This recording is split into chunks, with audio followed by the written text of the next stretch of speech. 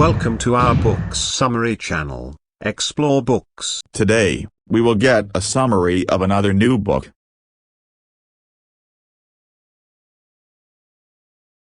Part 5. The British colonial authorities placed Gandhi on trial for sedition and sentenced him to 6 years in prison, marking the first time that he faced prosecution in India. Because of Gandhi's fame, the judge, C.N. Broomfield, hesitated to impose a harsher punishment. He considered Gandhi clearly guilty as charged, despite the fact that Gandhi admitted his guilt and even went as far as requesting the heaviest possible sentence. Such willingness to accept imprisonment conformed to his philosophy of satyagraha, so Gandhi felt that his time in prison only furthered his commitment and goals. The authorities allowed him to use a spinning wheel and receive reading materials while in prison, so he felt content. He also wrote most of his autobiography while serving his sentence. However, in Gandhi's absence, Indians returned to the jobs they had previously spurned and their everyday routines. Even worse,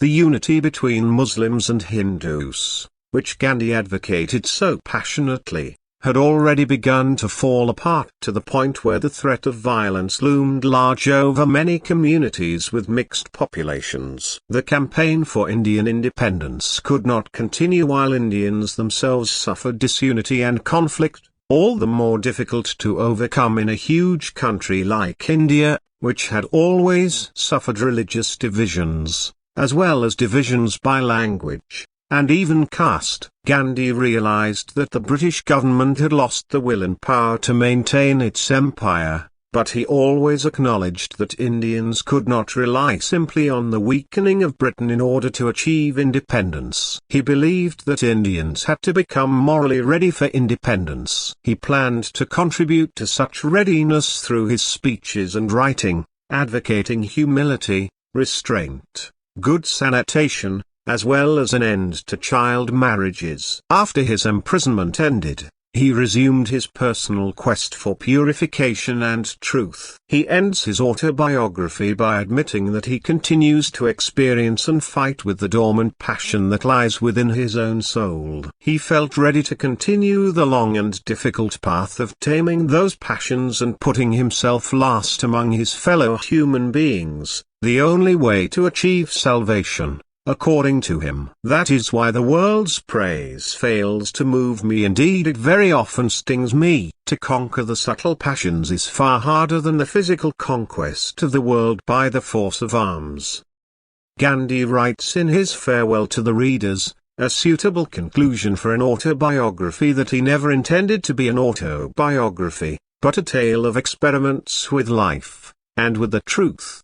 The conclusion of the story of my experiments with truth is a reflection on the many events and people that have shaped Gandhi's life and philosophy. Gandhi reflects on his experiments with truth, stating that while they have often led to failure and disappointment, they have also been the source of his greatest joys and successes. He notes that his pursuit of truth has been a lifelong endeavor and that he has never considered himself to have fully achieved it. Gandhi also reflects on the role of religion and spirituality in his life. He notes that while he has always been deeply religious, he has also come to understand that religion and spirituality are deeply personal and individual experiences that cannot be imposed on others. He believes that religion should be a source of unity and understanding, rather than a cause of division and conflict. Gandhi also discusses his political philosophy and his belief in non-violent resistance as a means of achieving social and political change. He notes that non-violence is not passive,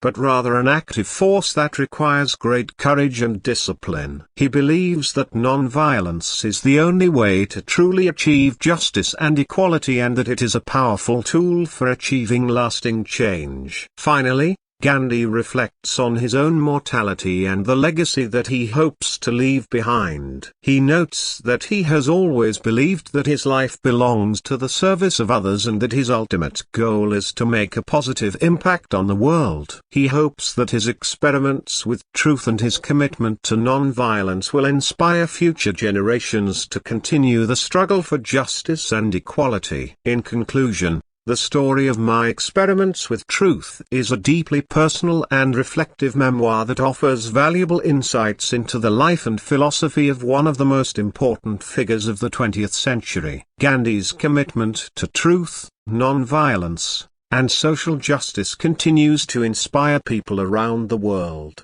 and his life and legacy serve as a powerful reminder of the importance of courage, compassion, and commitment in the struggle for a better world. Thank you for visiting our channel, Explore Books. We hope you found the summary informative and helpful. Please subscribe to our channel and hit the bell icon for more updates. Happy reading!